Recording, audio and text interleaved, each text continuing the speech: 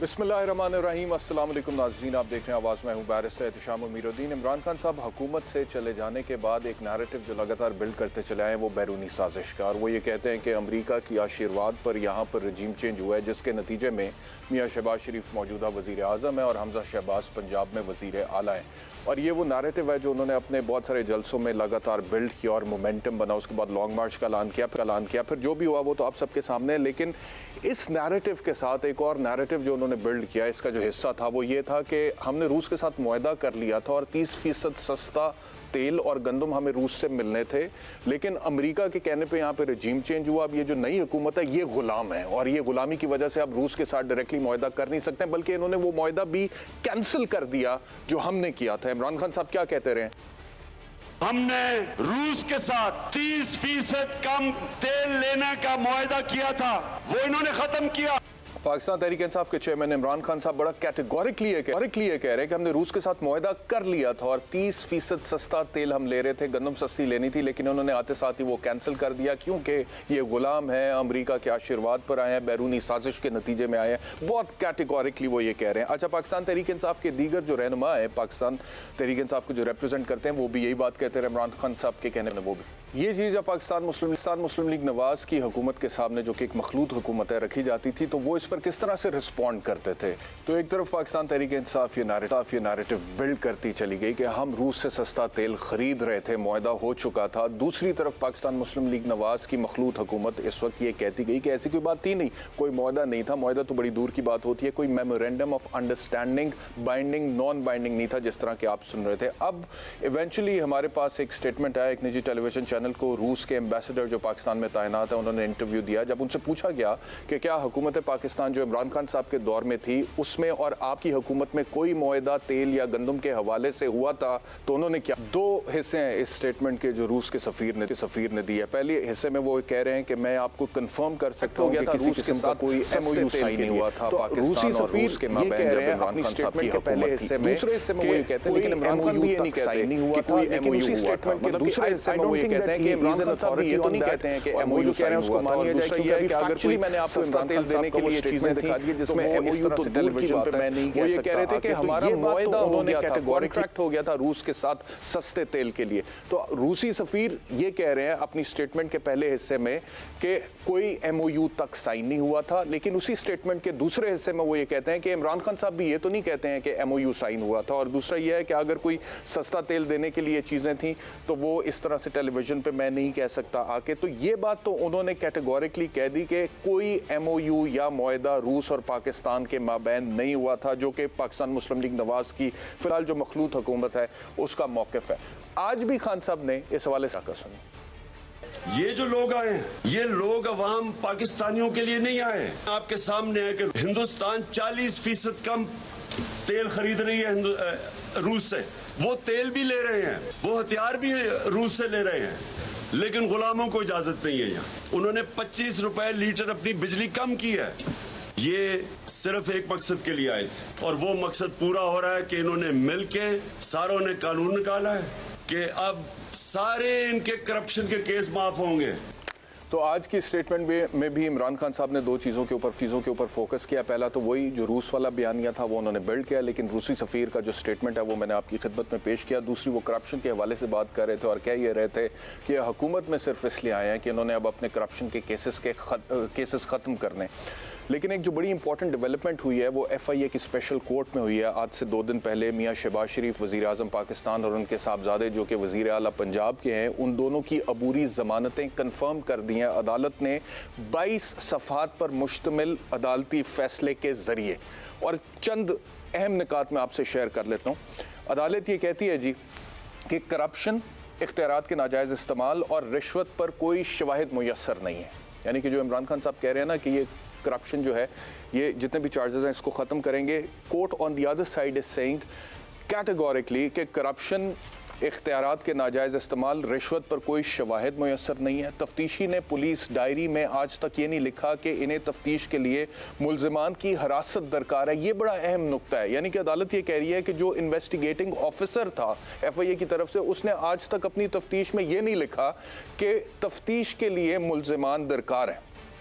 मजीद वो कहते हैं जी कि FIA ने बोला इस केस के अंदर, जो कि मुबैना तौर पे मनी लॉन्ड्रिंग का 16 अरब 30 करोड़ रुपए का के एलिगेशंस थे शहबाज शरीफ और हमजा शहबाज के खिलाफ। और जो मैं आपको बताता चलूं कि इमरान खान साहब के दौरे हुकूमत में ही ये केस बना था। 16 अरब 30 करोड़ रुपए की मुबैना मनी लॉन्ड्रिंग का केस इमरान खान साहब के दौरे हुकूमत ने FIA ने बनाया था, जब उन्होंने कहा था कि 28 बेनामी अकाउंट्स के जरिए से मनी लॉन्ड्रिंग हुई है। अब जब इसके ऊपर तफ्तीश हुई और रिकॉर्ड अदालत के सामने आया तो अदालत कह रही है कि FIA ने यह लिखा कि एक सियासतदान ने टिकट हासिल करने के लिए शहबाज शरीफ को 14 मिलियन रुपए दिए, लेकिन FIA ने कहीं उस सियासतदान का नाम ही नहीं बताया और ना कोई सबूत दिया है दस्तावेजी तौर पे कि ये 14 मिलियन रुपए शहबाज शरीफ को ट्रांसफ़र हुए हैं। फिर प्रोसिक्यूशन के हवाले से अदालत ने यह कहा कि उन्होंने एक भी शवाहिद पेश नहीं किया है जिससे साबित हो कि रमज़ान शुगर मिल जो है उसमें मियाँ शहबाज शरीफ कोई शेयर होल्डर थे या डायरेक्टर थे या हमजा शहबाज उसके चीफ एग्जीक्यूटिव ऑफिसर थे, और तमाम मुश्तबा अकाउंट्स हमजा शहबाज के कहने पर खोले गए थे। अब अगर कोई शवाहिद नहीं दिए गए, जो कि अदालत कह रही है, या तो आप ये कहें कि अदालत की गलत फाइंडिंग है और आप कह सकते हैं FIA ये कह सकती है, ऊपर अपील कर सकती है कि ये जो फाइंडिंग अदालत ने दी है जमानत देते हुए ये गलत है और इसके खिलाफ अपील फाइल कर सकती है। लेकिन मेरा सवाल ये है कि ये जितना भी रिकॉर्ड अदालत ने टटोला है और सामने रखा है उसमें ये रिकॉर्ड कोई शहबाज शरीफ के इन 2 महीनों में तो नहीं बना ना, जब से वो प्राइम मिनिस्टर बने या हमजा शहबाज चीफ मिनिस्टर बने। ये रिकॉर्ड तो डेट वाइज मुरतब हो रहा है तब से जबकि इमरान खान साहब की हुकूमत थी और शहबाज शरीफ और हमजा शहबाज ऑपोजिशन में थे, और उस वक्त का जो रिकॉर्ड है उसकी बुनियाद पर अदालत ये कह रही है कि FIA के पास कोई सबूत नहीं है। उसकी बुनियाद पर अदालत ये कह रही है कि शहबाज शरीफ और हमजा शहबाज से जेल में तहकीकात की गई जब ये दोनों जेल में थे, और उसके बाद फिर FIA की तरफ से कोई 5 महीने की पुरस्रार खामोशी थी। और जब एसेट्स बियॉन्ड मींस के केस में शहबाज शरीफ और हमजा शहबाज की जमानत कबूल की जाती है या मंजूर होती है तो उसके बाद फिर FIA दोबारा उनको कॉल अप नोटिस भेज देती है इस केस में, जिससे FIA की बदनीयती साबित होती है। तो कहने का ये मकसद है कि अदालत की ये जो फाइंडिंग्स हैं ये इमरान खान साहब के दौरे हुकूमत से हैं, जब FIA was under the control of Imran Khan साहब गवर्नमेंट, और तब का जो रिकॉर्ड है। तो मेरा सवाल ये है, मैं अभी भी ये कहता हूँ कि हो सकता है कि FIA ने जान के बदनीयती की बुनियाद पर चले इन्वेस्टिगेट सही तरीके से इस केस को नहीं किया, क्योंकि मियाँ शहबाज शरीफ और हमजा शहबाज साहब बड़े ताकतवर मजबूत लोग हैं। तो फिर क्यों नहीं किया? इमरान खान साहब के पास सारी एग्जीक्यूटिव अथॉरिटी थी, FIA उनके अंडर आती थी, उनके वजीर दाखिला शेख रशीद साहब थे, और उनका तो नारा ये था कि हम यहाँ पर एहतसाब करेंगे और कड़ा एहतसाब करेंगे, और जिन लोगों को चोर डाकू लुटेरे कहकर उन्होंने हुकूमत बनाई थी उनको जेल की सलाखों के पीछे फेंके थे। जब 3.5 साल आपके पास अपॉर्चुनिटी थी, आपके अंडर इदारे इस तरह की तफ्तीश कर रहे थे जो कि अदालत आज बता रही है, और अब इक्तदार से बाहर आने के बाद ऑपोजिशन में आप है तो आप कहते हैं कि जी अब ये लोग इसलिए आ गए हैं कि उन्होंने करप्शन के सारे केसेस खत्म कर देने हैं। तो अगर उन्होंने कर देने हैं तो they have a chance right now, all right, but what did you do? आपके दौरे हुकूमत में एहतसाब का जो हाल हुआ है वो तो हमारे सामने है, और ये आपका सबसे बड़ा नारा था। अगर आप ये नहीं कर सके, अदालत हमें बता रही है, तो फिर आपने करना क्या था? एक ब्रेक लेते हैं, ब्रेक के बाद पाकिस्तान तहरीक इंसाफ मेंबर हामिद खान साहब हमारे साथ होंगे, जिनके हवाले से खबर ही आई है कि वो दोबारा पाकिस्तान तहरीक इंसाफ के चेयरमैन इमरान खान साहब से मिले after the break. Welcome back to Awaz. मुझे ज्वाइन किया पाकिस्तान तहरीक इंसाफ के फाउंडिंग मेंबर हामिद खान साहब ने। हामिद खान साहब बहुत शुक्रिया मुझे ज्वाइन करने के लिए। ख़बर मेरी नज़र से गुजरी है कि हामिद खान यानी कि आपकी मुलाकात हुई है पाकिस्तान तहरीक इंसाफ के चेयरमैन इमरान खान साहब से, और इमरान खान साहब ने आपके तहफ़्फ़ुज़ात दूर करने की यकीन दहानी कराई है और कहा है कि हामिद खान पार्टी का असासा है। तो मुलाकात हुई सर, आपकी ख्वाहिश पर हुई, उनकी ख्वाहिश पर हुई? क्या मुलाकात हुई, क्या बातें डिस्कस हुई, कैसी रही मुलाकात?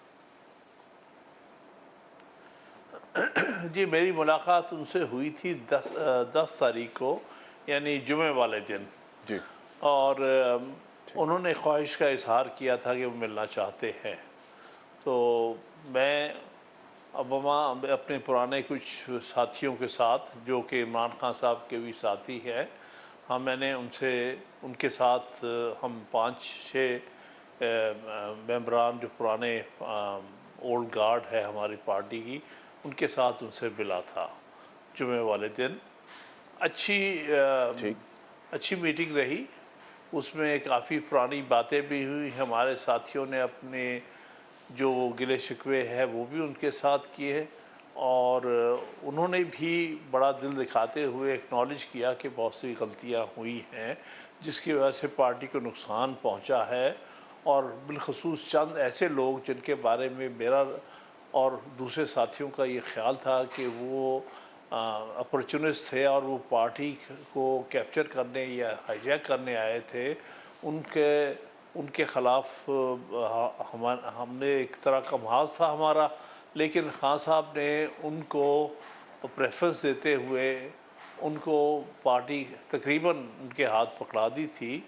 तो उसकी वजह से बाद में बहरहाल खान साहब ने ये बात हमारे सामने मानी कि वो गलती थी और उन लोगों ने, जैसे हम अंदेशे का इजहार करते थे कि पार्टी का नुकसान करेंगे, उन्होंने वाकई ही पार्टी का बहुत नुकसान किया। तो अब वो समझते हैं कि उन्हें वापस पार्टी की बुनियादी सोच की तरफ, आइडियोलॉजी की तरफ लौटना चाहिए और इस हवाले से वो चाहते हैं कि पार्टी के पुराने कारकुनान के साथ एक दफ़ा फिर अपना रिश्ता इस्तवार करें। बिल्कुल ठीक है। आपने कहा कि उन्होंने बड़ा दिल दिखाते हुए एक्नॉलेज किया कि कुछ गलतियां हुई हैं जिससे पार्टी को नुकसान पहुंचा और कुछ लोग जो थे उन्होंने पार्टी हाईजैक कर ली थी और वो अपॉर्चुनिस्ट थे। हामिद खान साहब, आज भी आप अगर इमरान खान साहब के इर्द गिर्द लोग देखें तो आपको नहीं लगता कि अभी भी कुछ ऐसे लोग मौजूद हैं जिन्होंने पार्टी को हाईजैक किया हुआ है और वो अपॉर्चुनिस्ट हैं और उनका ताल्लुक पहले दीगर सियासी जमातों से रहा है और इवेंचुअली जब उन्होंने देखा कि पाकिस्तान तहरीक इंसाफ इस वक्त एक हॉट केक है, फिर वो इसकी तरफ लपक पड़े। और मुझे तो ज़ाती तौर पे लगता है कि इमरान खान साहब को उन लोगों की मुशावरत से हुकूमत में होते हुए बहुत नुकसान पहुंचा और सिर्फ इमरान खान को नहीं पहुंचा बल्कि क्योंकि हुकूमत इमरान खान की पार्टी की थी तो पाकिस्तान को भी पहुंचा। तो अगर मुशावरत दुरुस्त होती तो मुल्क भी बेहतर परफॉर्म करता उस टाइम पे। ऐसे लोग अभी भी हैं।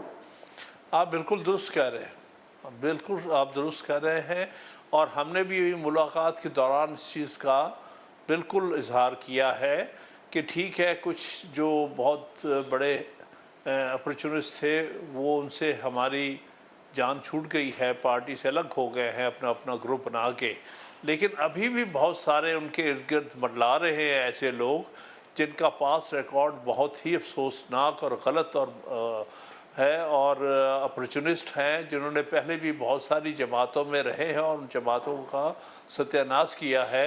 अब वो हमारी पार्टी के तरफ आए हुए हैं और वो ऐसे लोग मौजूद हैं और जब तक इस किस्म के लोग उनके इर्द गिर्द से हट नहीं जाते तब तक पार्टी सही लाइन पे चल ही नहीं सकती, क्योंकि ये लोग कोशिश करते हैं कि चेयरमैन को अपने घराव में ले लें, दूसरों से उनके राब्ते ख़त्म कर दें और जिस तरह चाहे अपनी मर्ज़ी के मुताबिक उन्हें चलाएं।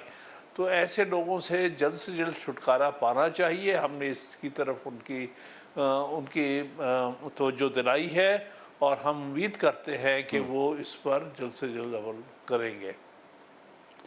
लेकिन सवाल ये पैदा होता है ना हामिद खान साहब कि आप उम्मीद तो कर रहे हैं और जब पाकिस्तान तहरीक इंसाफ की हुकूमत बनी पिछले 3.5 साल इमरान खान साहब उस वक्त वज़ीर आज़म थे और मैं यही सोच रहा था कि उस टाइम पर उन्हें याद नहीं आया कि हामिद खान पार्टी का असासा है and he is one of the founding members of Pakistan Tehreek Insaf. लेकिन जब हुकूमत चली गई और आज एक तरह से कह सकते हैं कि हम एक उस पोजीशन में नहीं है तो फिर उन्हें आपकी याद आई, उन्होंने राब्ता भी खुद किया, आपको बुलाया भी, आप वहाँ पे गए भी और आपने उसी तरह पहले की तरह उन्हें कुछ सिंसियर मशवरे दिए। और अभी आप कह रहे हैं कि अभी भी ऐसे लोग हैं जो कि अपॉर्चुनिस्ट हैं जिन्होंने पार्टी हाईजैक की हुई है, जो उनके इर्द गिर्द हैं और आपने उन्हें बताया भी है। लेकिन आपको लगता है कि वो उनसे जान छुड़वा पाएंगे? क्योंकि इमरान खान साहब ने जिस तरह का मिजाज एडॉप्ट कर लिया है वो बहुत सारे ऐसे लोग ही उनके इर्द गिर्द नजर आते हैं और जिस तरह से ये हुकूमत उनकी गई है आपको लगता है कि उसमें उन लोगों का भी हाथ था इमरान खान साहब को गलत मुशावरत देने में?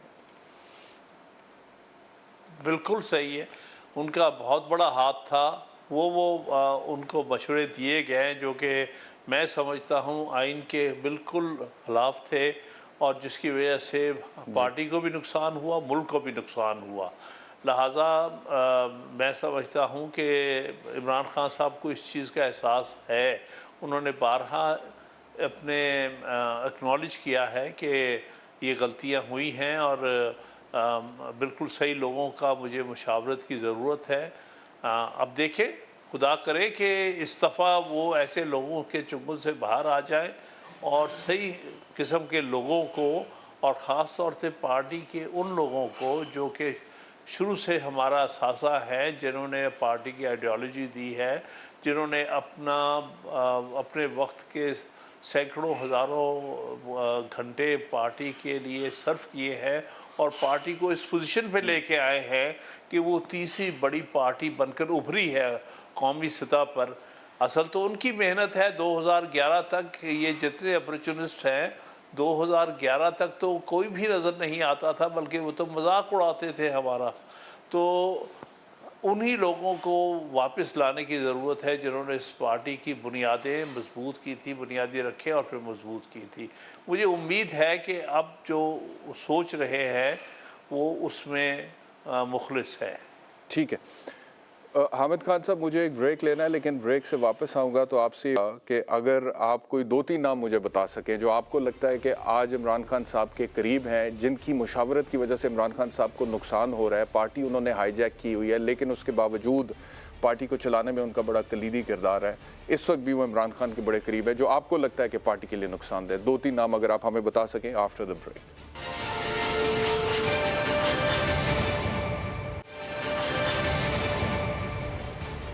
Welcome back to Awaz. Hamid Khan साहब, फाउंडिंग मेंबर पाकिस्तान तहरीक इंसाफ, हमारे साथ है। बहुत शुक्रिया खान साहब हमें ज्वाइन करने के लिए। मेरा सवाल ये था ब्रेक पर जाने से पहले कि आप कह रहे थे कि अभी भी कुछ लोग ऐसे हैं जो इमरान खान साहब के करीब हैं, जिनकी मुशावरत की वजह से पार्टी को नुकसान हो रहा है और वो अपॉर्चुनिस्ट हैं। आप 2-3 नाम लेना पसंद करेंगे खान साहब?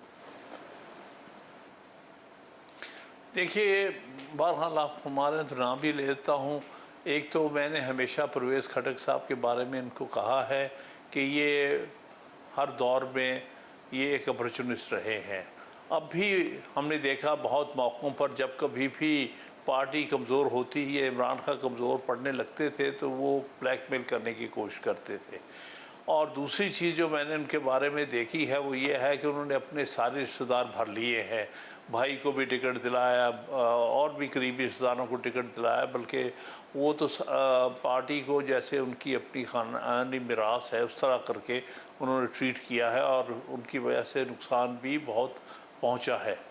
और इस तरह से जहांगीर तरीन की बाकियात में से एक साहब गुलाम सरवर हैं जिनको हवाबाजी का वज़ीर बना दिया था।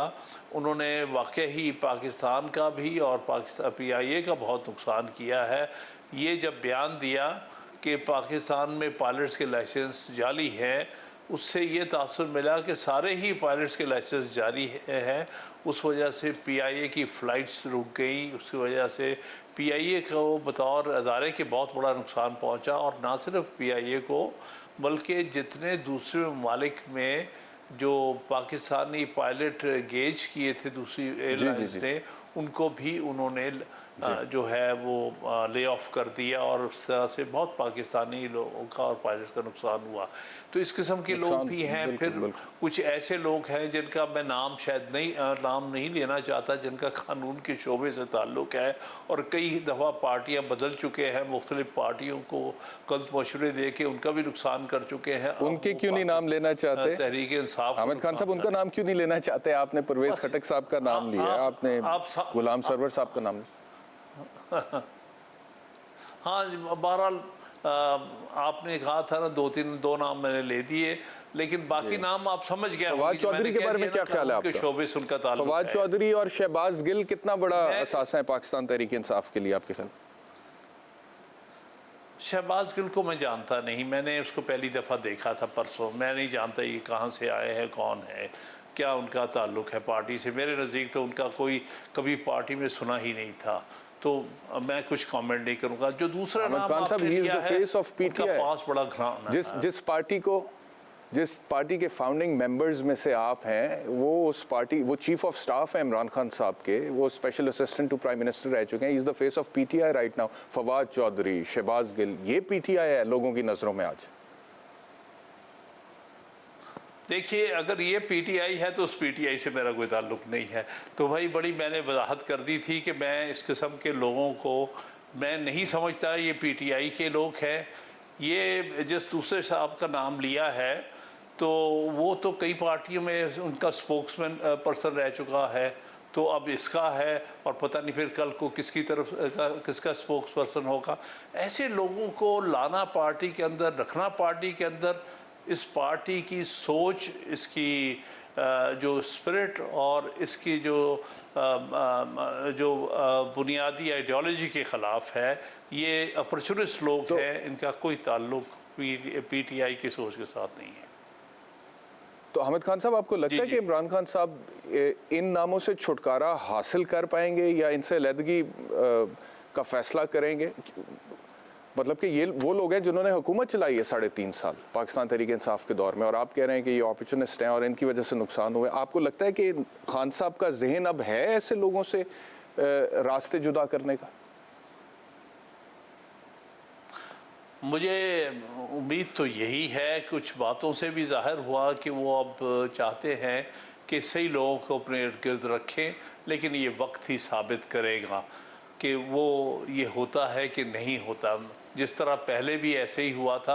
अब जैसे कुछ लोग हैं जिनका अभी उन्होंने जिक्र भी किया है कि काजी फाइसा वाले केस में उनको मिसलीड किया था, उनमें से एक नाम उन्होंने शहजाद अकबर का दिया था, जिसको मैं नहीं जानता, ना वो वकीलों में जाना जाता था, ना उसका पार्टी के शुरू में कोई ताल्लुक़ था। तो ख़ुद कहा कि उसने गलत मशवरा दे के काजी फाइसा वाले केस पे मुझे मिसलीड किया। तो वो बहरहाल वो साहब भी छोड़ के भाग गए हैं। तो मुझे लगता तो यही है कि ये हजरात भी जो है ये भी सूनर और लेटर छोड़ के चले जाएंगे, जब इनका मकसद पूरा हो जाएगा, जब ये अपने मकासद या जो जिन मफादात की खातर वो यहाँ है वो पूरे कर लेंगे तो छोड़ के चले जाएंगे। लेकिन अगर उन पर छोड़ा गया तो शहजाद अकबर की तरह बहुत बड़ा नुकसान करके जाएंगे, और बेहतर है कि ऐसे लोगों से जल्द जान छुड़ा ली जाए। बहुत शुक्रिया हामिद खान साहब हमें ज्वाइन करने के लिए। Thank you very much for joining us. आगे बढ़ते हैं। आज केपीके का बजट पेश हो चुका है और मैं देख रहा था कुछ चीज़ें बड़ी अच्छी हैं उसके अंदर, ख़ास तौर पे सेहत के हवाले से हेल्थ कार्ड को जिस तरह से अब मज़ीद सेहत कार्ड प्लस के लिए 25 अरब रुपए मुख्तस किए गए हैं, और उसमें मज़ीद कुछ मामलात जो हैं जो लोगों को दरपेश होते हैं अस्पतालों में जिन बीमारियों के साथ आते हैं, मिसाल के तौर पे जिगर की पैवंदकारी समेत 5 बीमारियों का इलाज सेहत कार्ड प्लस में शामिल कर दिया गया है। This is a very good step taken by PTI's government in Khyber Pakhtunkhwa, और मैं इसको बिल्कुल सराहता हूँ। और मुफ्त अद्वियात के लिए बजट में 10 अरब रुपए मुख्तस किए गए हैं। सेहत कार्ड में bone marrow transplant, thalassemia, advance cancer coverage और आला समात को भी शामिल कर लिया गया है। इसके अलावा अगर दीगर मामलात पे मैं आपसे बात करूं तो सरकारी मुलाजमीन के लिए OPD की सर्विसेज भी शामिल हैं। तनख्वाहों में 16% और पेंशन में 15% इजाफे की तजवीज़ है। और ये जो बजट है इसका हुजम 1332 अरब रुपए है। तरक्याती बजट का हुजम 418 अरब रुपए है। खुराक की मद में रिलीफ के लिए 26 अरब रुपए है। 63,000 मुलाजमीन को मुस्तकिल किया जाएगा। और अगर मैं पंजाब की आपसे बात करूं तो थोड़ी देर पहले अता ताड़र साहब के हवाले से एक वहाँ पे मामला बन गया था। परवेज़ इलाही साहब के नुक्ताए एतराज़ पर अता ताड़र को पंजाब असम्बली से बाहर निकालने के लिए सार्जेंट एट आर्म्स को तलब कर लिया था। उसके बाद पाकिस्तान तहरीक इंसाफ के लोगों ने अता ताड़र को हिसार में ले लिया कि हम इनको बाहर नहीं निकलने देंगे। उसके बाद कुछ मामलात सेटल हुए। अता ताड़र ने वहाँ पर खड़े होकर कहा कि मैं यहाँ से अंडर प्रोटेस्ट आपकी रूलिंग को मानते हुए जा रहा हूँ। तो क्या कहा अता ताड़र ने, ये बिल्कुल अभी ताज़ा आपको सुनाऊं। पंजाब असम्बली की सूरत हाल का देखिएगा। आपकी रूलिंग आ गई है, मैं उस रूलिंग को अंडर प्रोटेस्ट तस्लीम करता हूं, और अंडर प्रोटेस्ट तस्लीम करते हुए मैं इस बजट को रोकना नहीं चाहता। ये 12 करोड़ अवाम का बजट है, ये उन लोगों का बजट है जो दिहाड़ीदार, मजदूर, किसान हैं। मैं अंडर प्रोटेस्ट वॉकआउट करता हूं, क्योंकि मैंने इस आइन के तहत हल्फ किया है, but I am leaving under protest. और इससे पहले जब उस्मान बुज़दार साहब आ रहे थे पंजाब असम्बली में, तो हमारे समा टेलीविज़न के आसिम नसीर हैं जो कि पंजाब असम्बली को कवर करते हैं, उन्होंने उस्मान बुज़दार से कुछ सवाल पूछा। उस्मान बुज़दार ने उसका क्या जवाब दिया वो गुलजार साहब क्या देख रहे हैं, क्या हाल चाल है? आप समझ रहे हैं कि आपका जो तसलसल था सुबेरे तरक्की का, उसका ख्वाब भी पूरा कर सकेंगे कि नहीं? ये आप देखेंगे कि जो हमने काम किया वो करके दिखाए ना फिर। अच्छा, ये आप कंप्लीट कर लेंगे, आप क्या सोचते हैं? मुझे ज्वाइन किया है पाकिस्तान के सीनियर जर्नलिस्ट सलीम बुखारी साहब ने। सलीम बुखारी साहब बहुत शुक्रिया मुझे ज्वाइन करने के लिए। गुफ्तगू का आगाज़ उस्मान बुज़दार से कर लेते हैं। बुखारी साहब, आसिम नसीर ने जब उस्मान बुज़दार से ये सवाल पूछा कि जो आपका विजन था, जिस लेवल पे आप पंजाब को लेकर जा रहे थे, जो झंडे आप गाड़ रहे थे, क्या ये मौजूदा हुकूमत उसको आगे लेकर जा सकेगी? तो उस्मान बुज़दार ने कहा तो अब आप देखें ना कि जो हम कर रहे थे वो ये कर सकते हैं, नहीं कर सकते, ये करके दिखाएं, जो हमारी परफॉर्मेंस उसको मैच करके दिखाएं, ये उनका मतलब था। क्या तज्जिया करेंगे सलीम बुखारी साहब?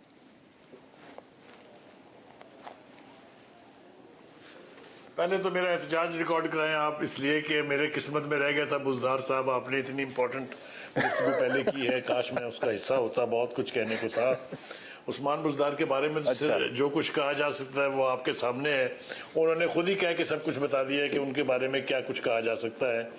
तो उस्मान बुज़दार साहब का एरा पंजाब की हिस्ट्री से अगर किसी तरह से फरामोश हो सके तो वो मेरे ख्याल से ज़्यादा बेहतर होगा, क्योंकि उसका पाकिस्तान पंजाब को कोई फ़ायदा तो नहीं हुआ, जितना नुकसान हुआ है उसको रिकवर करने में भी एक तवील अरसा चाहिए।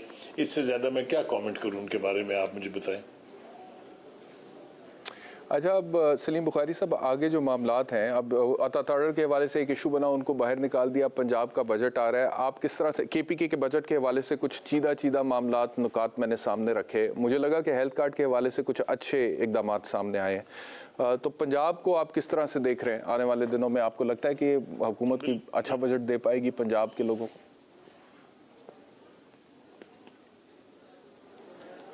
देखिए, पहली बात तो यह है कि केपीके के बजट के जो सेलिएंट फीचर्स आपने बयान किए हैं वो बिल्कुल दुरुस्त हैं, बिल्कुल सही हैं, मैं तायद करता हूं उसकी। और जहां कहीं भी आवाम की बहबूद के लिए वहां के लोगों को रिलीफ देने की बात हो, मेरे ख्याल से उससे बेहतर कुछ हो नहीं सकता। और एक जमहूरी हुकूमत जो है उसकी बुनियादी जिम्मेदारी ये है कि वो अवामुन नास की बेहतरी और उसके रिलीफ के लिए काम करे। पंजाब के हवाले से सूरत हाल बहुत ही गंभीर है। आप देख रहे हैं पिछले 2 महीने से जो ड्रामा यहाँ चल रहा है, चाहे वो चीफ मिनिस्टर का इलेक्शन था, चाहे वो स्पीकर का रोल था, चाहे जिस भी हवाले से आप इसको देखें, कुछ भी ठीक नहीं था यहाँ पर और कुछ भी ठीक नहीं हो रहा। वो मामला जात जो रूटीन में जमहूरी तरीके से तय हो जाने चाहिए थे, उसमें वो अदालतों की टेबलों पर पड़े हुए हैं। हर एक शख्स जो है अपने रिलीफ की खातिर अदालतों का रुख कर रहा है और जमहूरियत की तमाम रवायात जो हैं उनका एक कब्रिस्तान है पूरा पंजाब में, अगर आप मुझे इजाज़त दें कहने की। उसमें हर रोज़ एक नई कब्र का इजाफा हो रहा है। आज भी जो कुछ हुआ वो आपके सामने है। हमने पाकिस्तान की तारीख में कभी नहीं सुना किसी सूबे का बजट या फेडरेशन का बजट जो है वो इस किस्म की दरफुंतनियों के ऊपर ताखीर का शिकार हो कि फलां को हाउस से निकाल दें, फलां को ये निकाल दें। ये कॉन्स्टिट्यूशनल पोजीशन है कि एक मिनिस्टर जो है अगर उसको आप बना देते हैं तो वो 6 महीने तक हाउस में आ सकता है। वो 6 महीने के बाद अपने आप को इलेक्ट कराएगा तो वो रेगुलर यानी मेंबर ऑफ द असेंबली बन जाएगा। इस सब कुछ के बावजूद एक अना की वजह से स्पीकर साहब ने 6 घंटे और 8-10 मिनट जो इजलास को यानी मुलतवी रखा, यानी नहीं होने दिया या ताखीर का शिकार हुआ। अब आप इसकी जिम्मेदारी किसी पर भी डालें, मेरे ख्याल से स्पीकर साहब ने थोड़ा बहुत मुझे तो बहुत मायूस किया है, क्योंकि वो एक सीजन्ड पॉलिटिशियन है। उनके घराने की एक रवायत थी, जमहूरियत से उनका एक नाता था। आप चौधरी परवेज ज़हूर इलाही साहब से अगर शुरू हों तो 70 साल में एक रवायत कायम हुई थी। उस रवायत का जो हाल हुआ है आपके सामने है। घर डिवाइड हो गया है, घर के अंदर वो जो कभी कोई सोच नहीं सकता था कि कोई दीवार हायल हो सकती है, वो हमने देखा है कि फसीलें कायम हो गई हैं। आधे घर का रुख एक तरफ है, आधे घर का रुख एक तरफ है। और जो कुछ कहा, सुना और किया जा रहा है उसके ऊपर सिर्फ आप यानी अफसोस का इजहार कर सकते हैं। इसमें कोई भी ऐसा पहलू नहीं है जिसकी आप तारीफ कर सकें।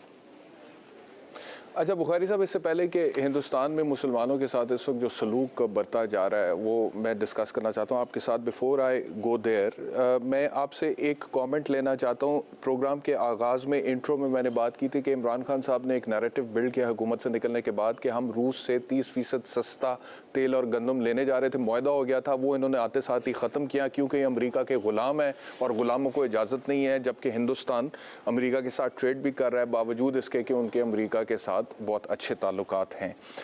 रूस के साथ कर रहा है ट्रेड, बावजूद इसके कि अमेरिका के साथ बड़े अच्छे ताल्लुकात हैं। तो लेकिन ये जो रूसी सफ़ीर का रीसेंट स्टेटमेंट आया, उन्होंने कह दिया कि किसी किस्म का कोई MOU था ही नहीं पाकिस्तान और रूस के माबैन, हुआ ही नहीं जब इमरान खान साहब की हुकूमत थी। तो इसका मतलब ये है कि जो कुछ इमरान खान साहब कह रहे हैं मुआहदे के हवाले से वो फिर दुरुस्त नहीं है।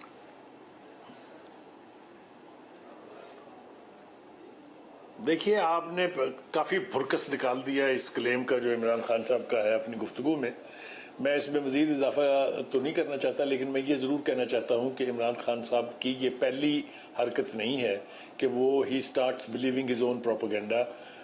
आप उस दिमाग से शुरू हो जाए या वो जो लेटर जिसको लहरा लहरा के उन्होंने कहा था उसका क्या हुआ, क्या भुरकस निकला उसका, वो आपके सामने है। उसके बाद उन्होंने वो सुनामी जो लेके आना था, जिसके बारे में उन्होंने पहले तादाद 20 लाख रखी, फिर बढ़ा के 30 लाख कर दी थी। एक शख्स जो ख्वाब देखे या तसव्वुर करे और उसके ऊपर यकीन करना शुरू कर दे, उसका फिर यही हाल होता है। रशियन एम्बेसडर के इस बयान के बाद क्या बाकी रह जाता है पल्ले खान साहब के उस दावे के? उनके दावे से तो ये लगता था कि वो तेल भेज रहे थे, इस हुकूमत ने रास्ते में रोक दिया है, वो तो आ गया था तेल घर में। इस किस्म के फॉल्स प्रेमिसेस पर जब इतने बड़ी पार्टी की लीडरशिप जो है वो इस तरह के फर्म स्टैंड ले जिसकी कोई गुंजाइश ना हो।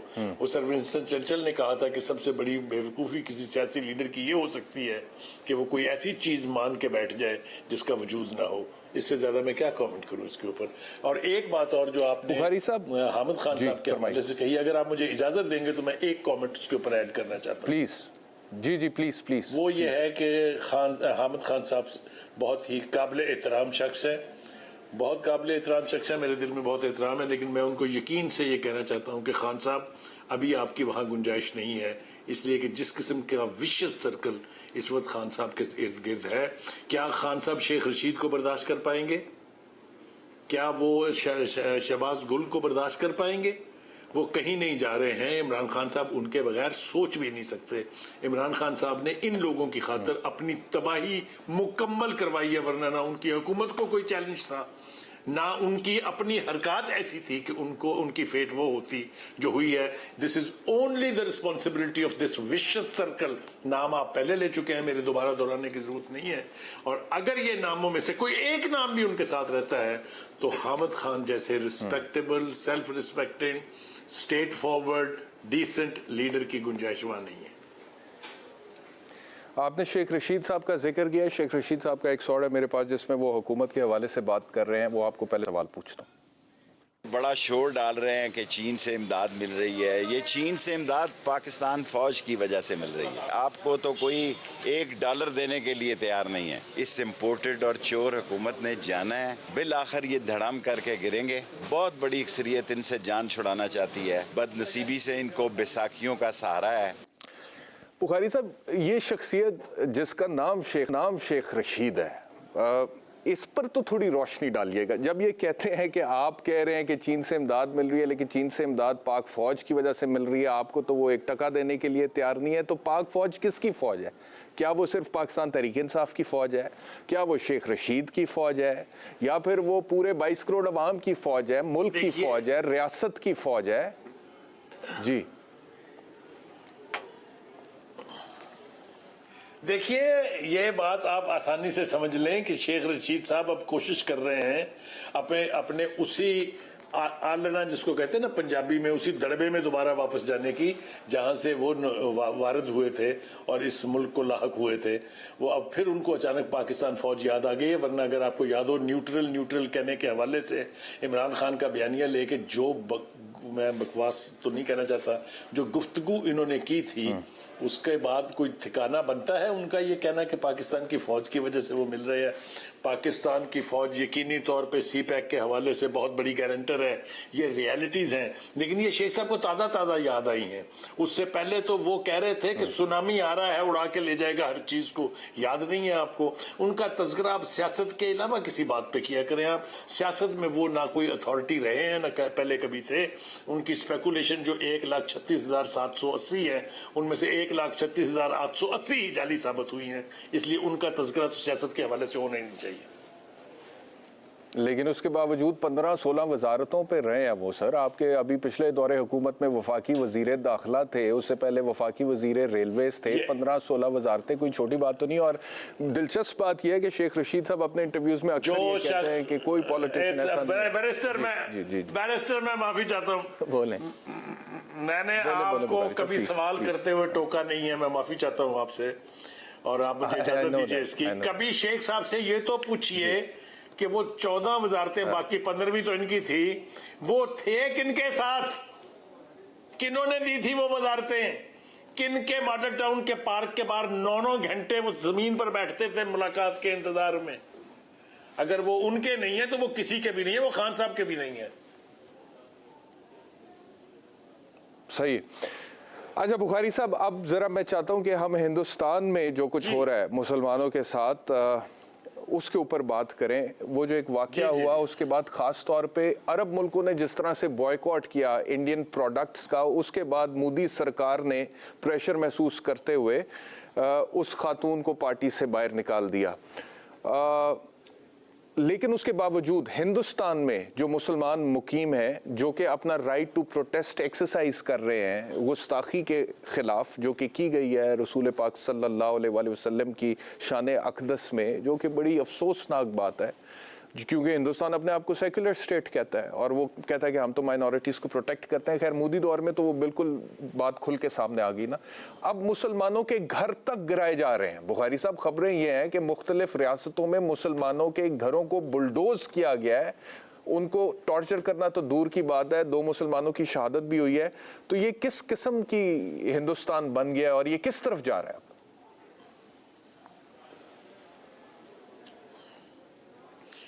बैरिस्टर, वो there is a proverbial saying कि there is a blessing in disguise. ये पहली दफा है कि मुसलमानों के किसी एक इशू पर, खास तौर से हिंदुस्तान में बसने वाले मुसलमानों के हवाले से मिडिल ईस्ट की कुछ रियासतों ने बहुत स्ट्रांगली रिएक्ट किया है, जिसका इम्पैक्ट आपने देखा कितना इम्पोर्टेंट है कि भारत के मोदी साहब को सरनगू होना पड़ा, झुकना पड़ा और कुछ एक्शन इनिशिएट करना पड़ा। वरना बीजेपी को और आरएसएस को पूछने वाला कोई नहीं है वहां पर। जिस किस्म की दरिंदगी, जिस किस्म का टेरर, जिस किस्म की दहशत गर्दी वहां पर चल रही है और स्टेट स्पॉन्सर्ड दहशत गर्दी चल रही है, उसको कोई पूछने वाला नहीं था। ये मुझे अफसोस सिर्फ इस बात का है कि हर चंद के मुझे मालूम है कि हुकूमत अपने ही वो मुसीबतों में फंसी हुई है, कहीं IMF है तो कहीं पार्लियामेंट के अंदर जो कुछ हुआ वो आपके सामने है। लेकिन इसके बावजूद हुकूमत को चाहिए था कि वो यूनाइटेड नेशन का इजलास बुलाती, वो OIC का इजलास बुलाती। जिस तरह इस्लामोफोबिया के हवाले से एक बात इमरान खान साहब की सारी जिंदगी जो है उनके नाम के साथ जुड़ी रहेगी। बिल्कुल ठीक हो गया, इसके ऊपर हम बात करते हैं। बुखारी साहब बहुत शुक्रिया मुझे ज्वाइन करने के लिए। आई हैव टू क्लोज, चंद सेकंड्स रह गए। ये हिंदुस्तान के इशू पे तफसील से हम बात करेंगे, आपके सामने रखेंगे कि ये जो शाइनिंग इंडिया प्रेजेंट करने की कोशिश करते हैं, असल में it is burning India right now, और आग में जल रहा है जिसमें माइनॉरिटीज़ को जलाया जा रहा है। इजाज़त दीजिएगा, कल इंशाल्लाह दोबारा मुलाकात होगी। अपना ख्याल रखिए, अल्लाह हाफ़िज़।